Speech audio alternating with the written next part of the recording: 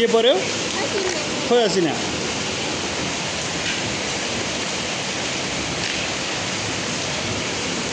असिना लाग्यो भने के हुन्छ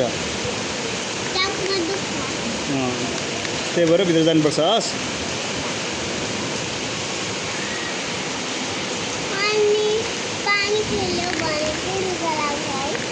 पानी खेल्यो भने रुगा लाग्छ है खेल्नुहुन्न आज स्कुलमा के गर्यो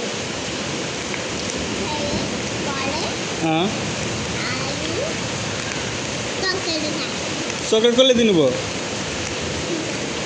हो र चकलेट पनि दिनु हुँदो रहेछ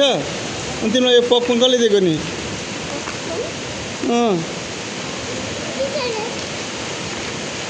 तिमी त खाना मात्र जाने हो क्या स्कुलमा अनि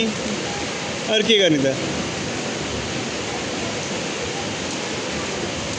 कत्रो पानी आयो र त कत्रो पानी आयो है